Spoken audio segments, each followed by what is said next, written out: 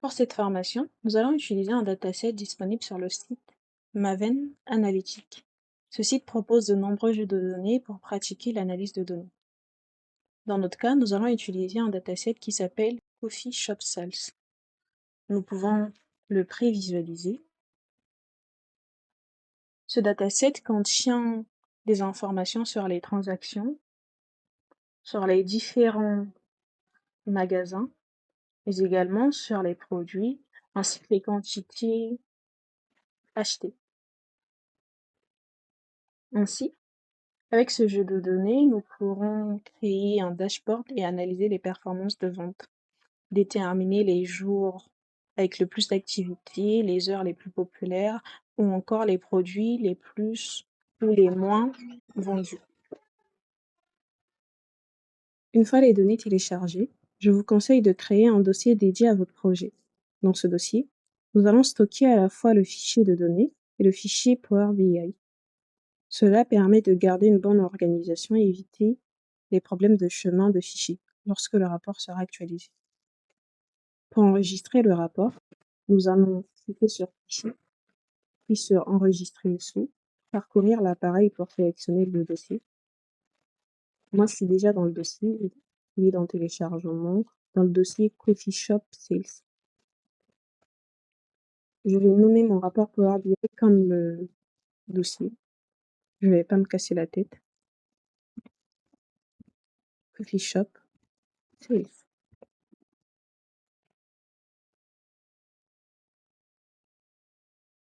Maintenant, nous pouvons importer les données dans Power BI.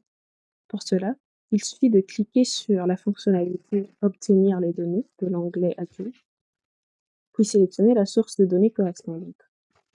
Nous avons un fichier Excel, donc nous allons sélectionner Classeur Excel. Puis nous sélectionnons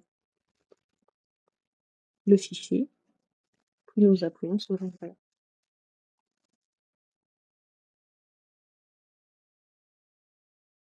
Une fois les données chargées, comme nous avons un fichier Excel, il peut contenir plusieurs feuilles. Il faut donc cliquer sur les feuilles que nous voulons utiliser. Dans notre cas, nous n'avons qu'une seule feuille, la feuille Transaction, donc cliquons sur Transaction. Après avoir cliqué sur les feuilles que nous voulons sélectionner, nous avons deux possibilités. Nous pouvons les charger directement dans le rapport Power BI ou les transformer. Nous allons donc appuyer sur Transformer les données.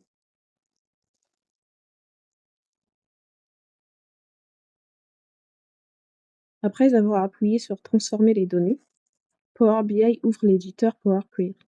C'est toute cette zone-là. Cet éditeur permet de nettoyer et transformer les données avant de les utiliser dans le modèle. La première des choses à faire dans Power Query, c'est de vérifier les types de données des colonnes. Par exemple, les dates doivent être en type date. Les types sont visualisés en haut à droite du nom de la colonne. Donc, comme je disais, les dates doivent être de type date. Les quantités ou les nombres doivent être de type nombre. Les champs de texte doivent être de type texte. Dans notre cas, je crois que tout est OK. Par exemple, pour la colonne Transaction ID, qui représente les identifiants de transactions, en haut, nous avons un type nombre entier. Pour les dates de transaction, nous avons un type date-heure. Tout est OK. Cependant, il peut arriver que certaines colonnes aient un type incorrect. Par exemple, pour la colonne heure, donc Transaction Time, on remarque que chaque valeur contient une date générée automatiquement. On a le 31 décembre 1899 avant d'avoir enfin l'heure. Alors que nous voulons juste l'heure, nous avons besoin que de l'heure. Nous allons donc modifier le type de cette colonne en type heure. Comme vous le voyez, il y a un type date-heure, et un type date et un type heure. Nous voulons que l'heure, donc nous sélectionnons heure. On remplace. Et là, nous avons automatiquement l'heure. Vérifier les types de données est une étape très importante. Cela permet d'identifier les erreurs lors des calculs. Une fois le modèle de données nettoyé, nous allons structurer notre modèle de données. Pour cela, nous allons créer ce que l'on appelle une table de faits et des tables de dimensions. Une table de faits contient les informations principales que l'on souhaite analyser, comme les ventes, les quantités ou les transactions.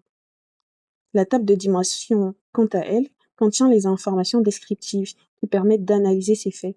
Par exemple, des informations sur les produits, leurs catégories, les magasins ou les dates, par exemple.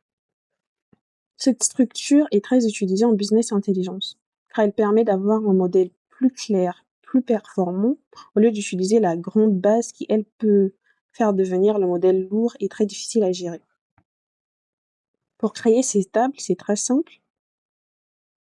Nous allons partir de notre table principale, la table transaction, et créer des références. Pour cela, il vous suffit de faire un clic droit sur la table, sur le nom de la table, puis sélectionner référence. Une nouvelle requête est alors créée, basée sur la table d'origine transaction.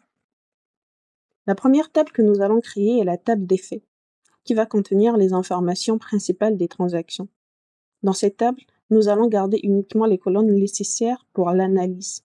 Par exemple, toutes les colonnes d'ID, d'identifiant, toutes les colonnes de transaction, mais également la quantité et le prix des produits. Nous allons donc supprimer toutes les autres colonnes. Par exemple, la colonne sur les noms des locations, nous la supprimons.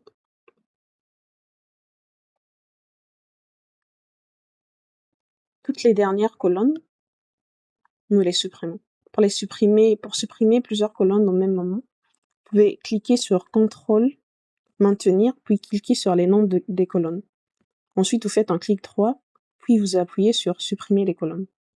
Nous avons là notre première table, notre table de faits, que nous allons renommer en faisant un clic droit sur le nom de la table. Nous avons la renommer en vente. On va refaire le processus pour les deux autres tables, les tables de dimension. La première autre table de dimension sera la table sur les produits. Nous la renommons déjà produit. Et dans cette table, nous allons garder que les informations relatives aux produits, comme par exemple l'ID du produit, la catégorie du produit, le type du produit, le détail du produit, mais aussi le prix unitaire du produit. Nous supprimons donc toutes les premières colonnes. Toujours en clic droit, on clique sur plusieurs colonnes.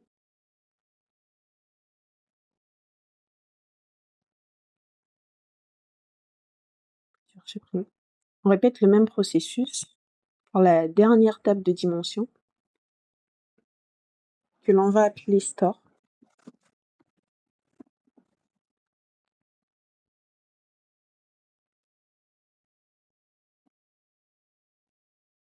Et nous allons donc garder que les colonnes relatives au magasin.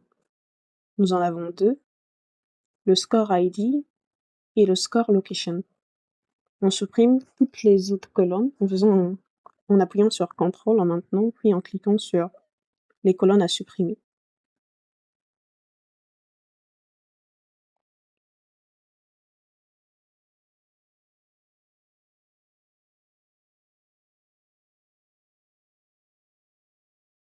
Ensuite, on fait un clic droit et on appuie sur supprimer les colonnes. Là, nous avons toutes nos tables. Pour ne pas utiliser la grande table, nous devons la désactiver du modèle. On fait un clic droit et on clique sur activer le chargement. Cela va désactiver le chargement.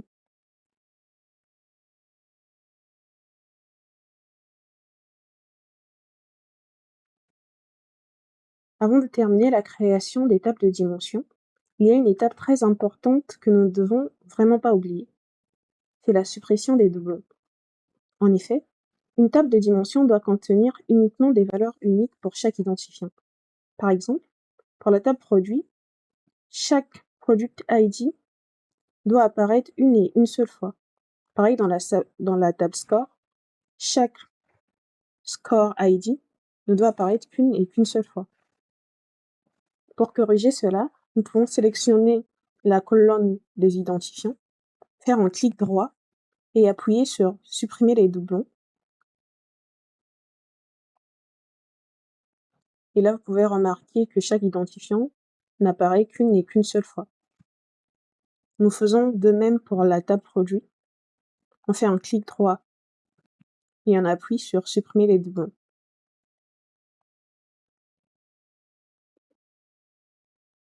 Nous aurions également pu aller sur la fonctionnalité supprimer les lignes de l'onglet accueil et cliquer sur supprimer les doublons. Après avoir fait cela, nous fermons et appliquons nos modifications.